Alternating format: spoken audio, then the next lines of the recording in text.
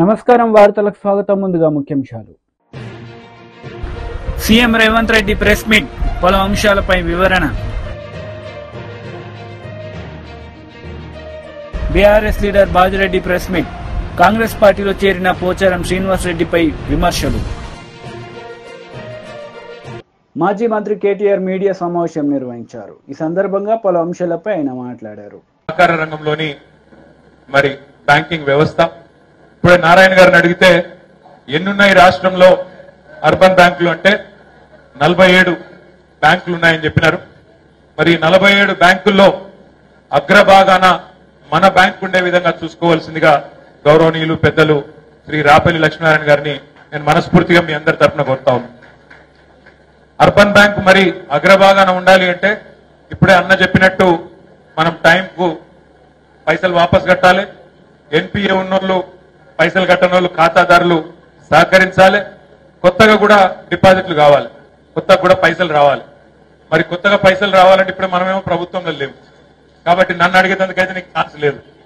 నేనైతే కొద్దిగా పెద్దగా సాయం చేయలేను. కానీ నేను లక్ష్మీనారాయణ గారిని కోరేది, మా సెస్ చైర్మన్ గారిని కూడా కోరేది ఏంటంటే సెస్ నుంచి కూడా కొన్ని డిపాజిట్లు తప్పకుండా అర్బన్ బ్యాంక్ ఇప్పియాలని చెప్పి రామన్నను ప్రత్యేకంగా కోరుతా ఉన్నా. సరే, ఎలక్షన్ అయిపోయింది. 5 ఏళ్ల పాటు మీరు ఎన్నుకోబడ్డారు. మీరు, వైస్ చైర్మన్ గారు, మొత్తం కార్యవర్గం. ప్రభుత్వ సహకారం కూడా తీసుకోండి. ఇవాళ కాంగ్రెస్ ప్రభుత్వం రాష్ట్రంలో ఉన్నది, దేశంలో బీజేపీ ప్రభుత్వం ఉన్నది.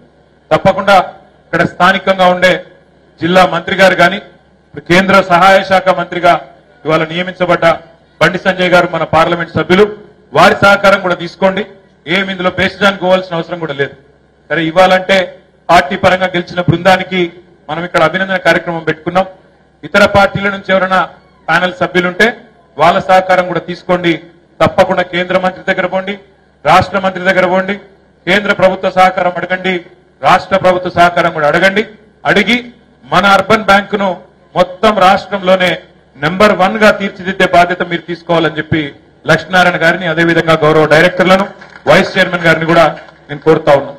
అదేవిధంగా నా వల్ల ఏమైనా నేను చేయగలుగుతాను, ప్రతిపక్షంలో ఉండి కూడా మనం చేసేది కొంత ఉంది, నేను కూడా తప్పకుండా సహకరించగలుగుతా అనుకుంటే నేను కూడా నా వంతుగా శాయశక్తుల మీకు అండగా ఉంటా అని చెప్పి కూడా తెలియజేస్తూ, మరి ఎన్నో ప్రత్యేకతలు కలిగిన మన సిరిసిల్లలో ఈ ఎన్నిక కూడా ఒక అసెంబ్లీ ఎన్నిక లెక్క, ఒక పార్లమెంట్ ఎన్నికల లెక్క చాలా హోరాహోరీగా కొట్లాడిరు. మీరు అందరూ కౌన్సిలర్ ఎన్నిక లెక్క హోరాహోరీగా కొట్లాడినరు.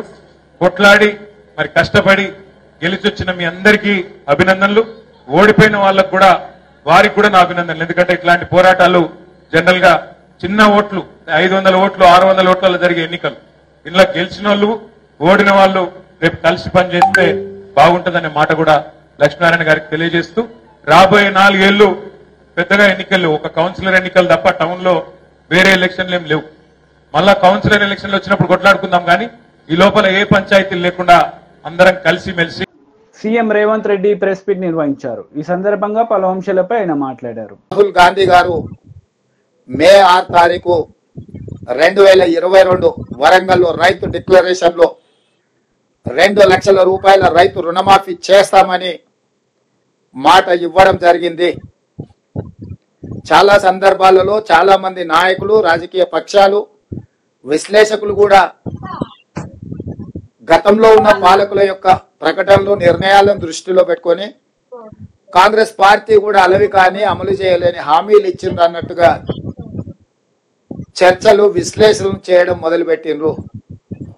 అందుకే ఈ మంత్రివర్గంలో ఇచ్చిన మాట ప్రకారం 2 లక్షల రూపాయల రైతు రుణమాఫీ చెయ్యాలి అని మా మంత్రివర్గం పూర్తి స్థాయిలో విశ్లేషించి, చర్చించి, వివిధ బ్యాంకులలో ఉన్న రుణాలకు సంబంధించిన వివరాలు సేకరించి వాటన్నిటిని క్రోడీకరించి ఆ రైతు రుణమాఫీ చెయ్యాలి అని మేము నిర్ణయం తీసుకున్నాం. తెలంగాణ రాష్ట్రం వచ్చిన తర్వాత గత ప్రభుత్వం 2 సార్లు ప్రభుత్వాన్ని ఏర్పాటు చేసినప్పుడు 2014 నుంచి 2018, 2018 నుంచి 2023 వరకు 2014 సంవత్సరంలో మార్చి 31, 2014 తారీఖు వరకు కట్ ఆఫ్ డేట్ తీసుకొని ఆనాటి ప్రభుత్వం రైతు రుణమాఫీ చేస్తే 16,000 కోట్ల రూపాయలు రైతుల ఖాతాలలో వేయడం జరిగింది. అదేవిధంగా 2018 రెండోసారి ప్రభుత్వం ఏర్పడిన తర్వాత డిసెంబర్ 11, 2023 వరకు కట్ ఆఫ్ డేట్ తీసుకొని వాళ్ళు చేసిన రుణమాఫీ రైతుల ఖాతాలో వేసిన నిధులు 12,000 కోట్ల రూపాయలు.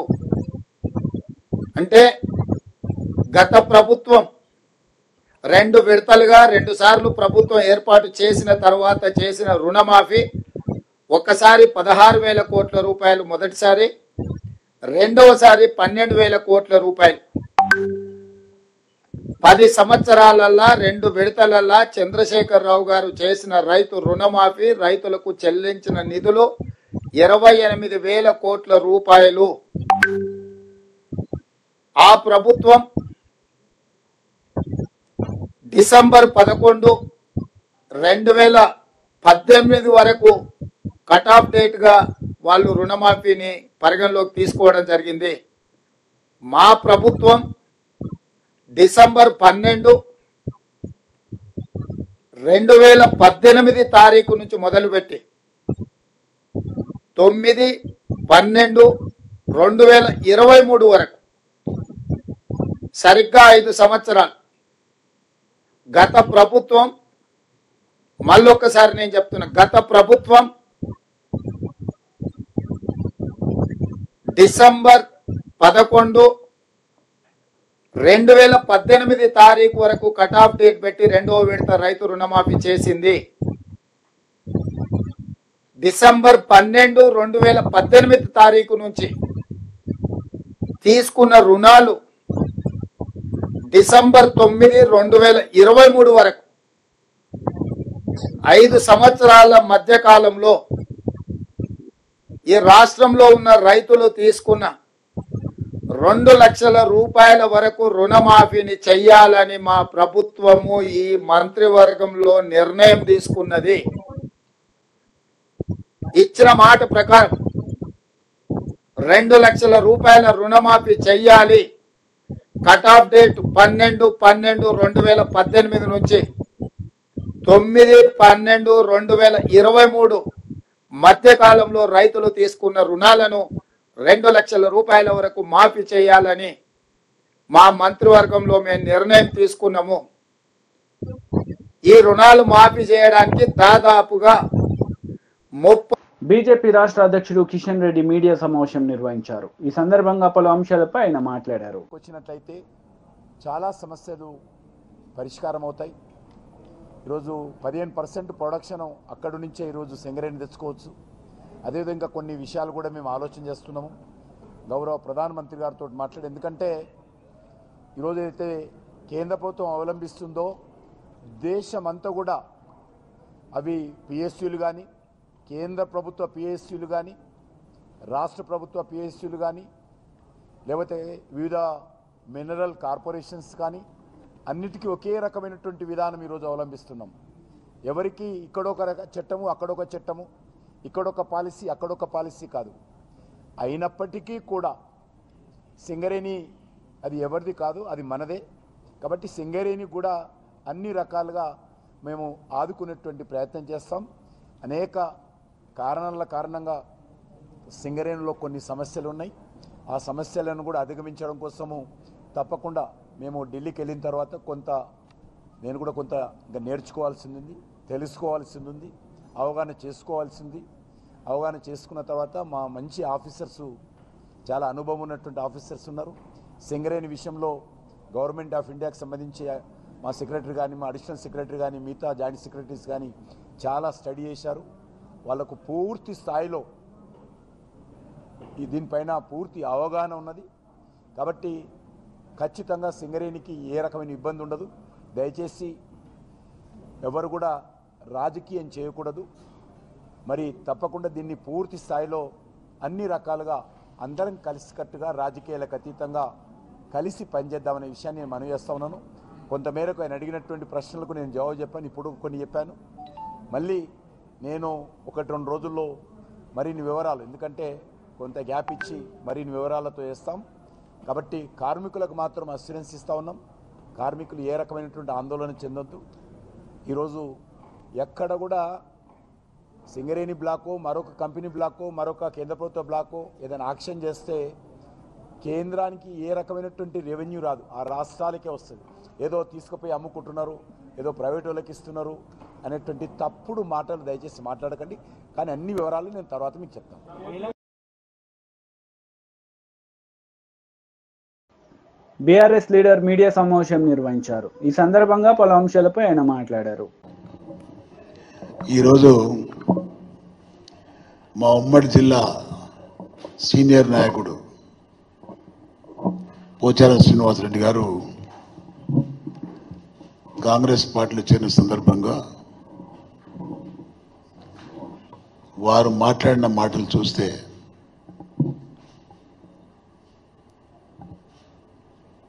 మాలాంటి వాళ్ళకి సిగ్గేస్తూ ఉంది. కారణం ఏంటంటే వారి పార్టీ మారడానికి గల కారణం చెప్పిండు ఆయన. కారణం ఏం చెప్పిండంటే రేవంత్ రెడ్డి ముఖ్యమంత్రి గారు ఈ రాష్ట్రంలో రైతాంగానికి చేసే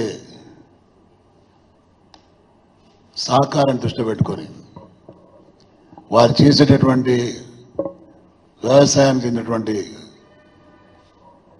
శాఖకు వారు చేస్తున్న సేవకు గుర్తింపుగా ఆ పార్టీలో చేరుతున్నట్టు వారు ప్రకటించడం చూస్తూ ఉంటే దయ్యాలు వేదాలు వల్లించినట్టుగా ఉండేది. గతంలో వారు కేసీఆర్ గారి యొక్క నాయకత్వంలో తెలంగాణ కొత్త ప్రభుత్వంలో వ్యవసాయ శాఖ మంత్రిగా ఉన్నప్పుడు అప్పటి తొలి తెలంగాణ ముఖ్యమంత్రి కేసీఆర్ గారు వారికి ఇచ్చిన శాఖను కేసీఆర్ గారికి డైరెక్షన్లో ఏ విధంగా నిర్వర్తించిన విషయం వారికి తెలిసి ఉండి కూడా దాన్ని మర్చిపోయినట్టుగా యాక్టింగ్ చేస్తూ ఈరోజు రేవంత్ రెడ్డి అనే వ్యక్తిని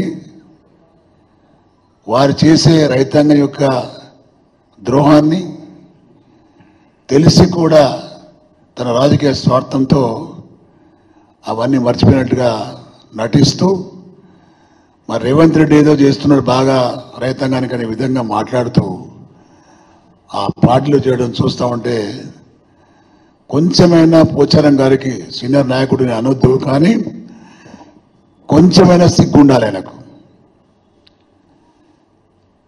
ఈరోజు కేసీఆర్ గారు ఇప్పటి వరకు ఆయనకి ఇచ్చిన గౌరవం గత ప్రభుత్వంలో ఎప్పుడు ఎవరు ఇవ్వలేదు. ఫస్ట్ టైం తెలంగాణ ప్రభుత్వం గెలిచినప్పుడు వారికి వ్యవసాయ శాఖ మంత్రిగా ఇచ్చిండ్రు.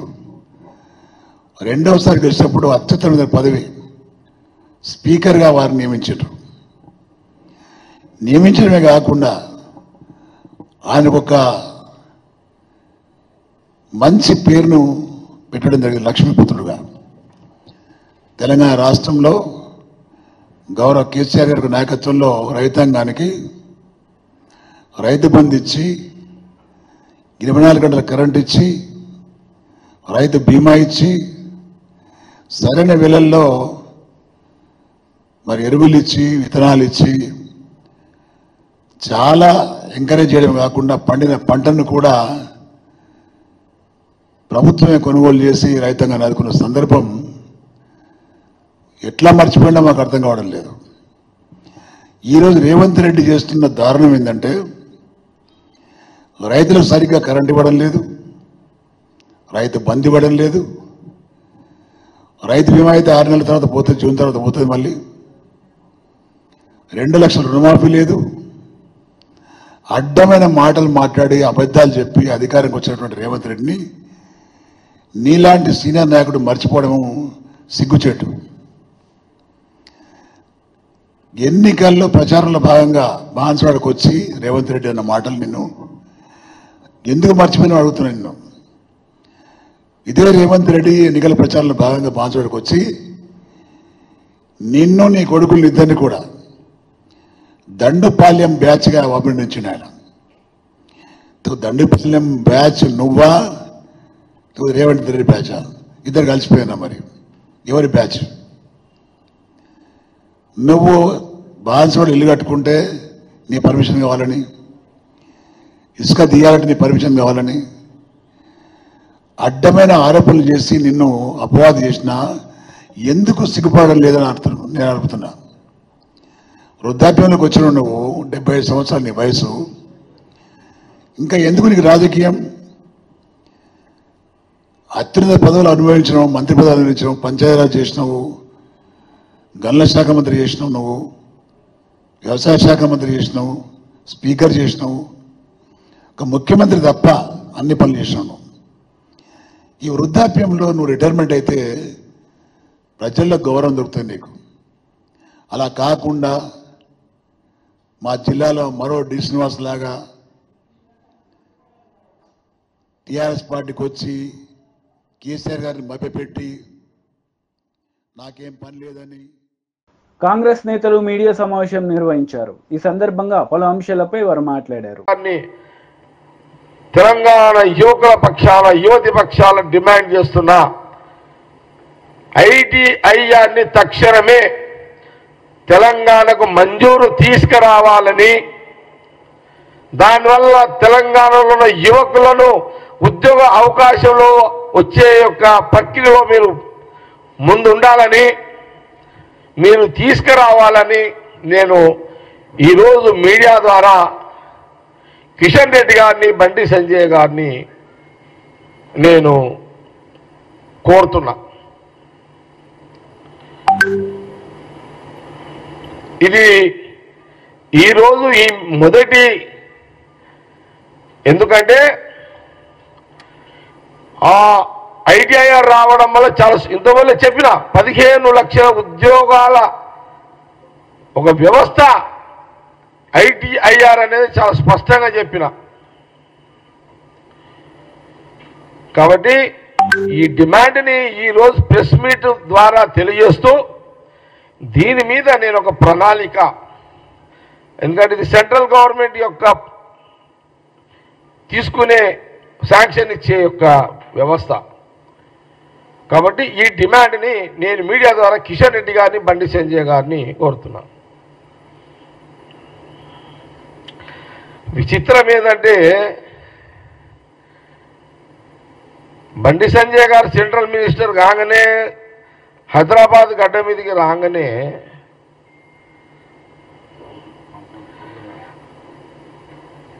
ఐటీఐఆర్ని ఉద్యోగ అవకాశాలు కల్పన చేసే ఒక వ్యవస్థ తెస్తా అని బండి సంజయ్ గారు అయినుంటే తెలంగాణ యువతీ యువకులు సంతోషించేవాళ్ళు. అరే మాకు ఉద్యోగాల ఒక కల్ప వృక్షం ఇది. ఐటీఐఆర్ అంటే ఇదొక ఉద్యోగాల కల్ప వృక్షం ఇది. కానీ ఆయన హైదరాబాద్ గడ్డ మీదకి రాగానే ఒక ఎమోషనల్, జనాలు దేన్ని కనెక్ట్ అవుతారు?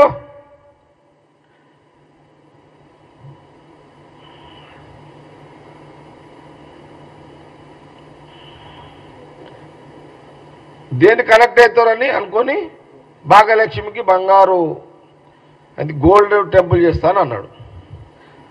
కడుపు నింపే పని చెయ్యి బండి సంజయ్. ఆకలితో ఉన్నోనికి తిండి పెట్టు. ఆకలితో ఉన్న పేదవాడికి, ఆకలితో ఉన్న చదువుకొని ఉద్యోగాలు లేక ఆకలితో ఉన్నోనికి ఉద్యోగం ఇప్పించి కడుపు నిండా తిండి పెట్టు.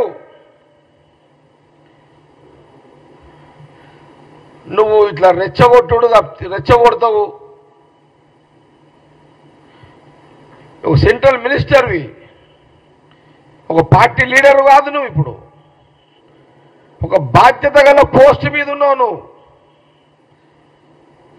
కాబట్టి ఈ ఐటీఐఆర్ అనే డిమాండ్ను కాంగ్రెస్ పార్టీ పక్షాన నేను 2 కేంద్ర మంత్రులకు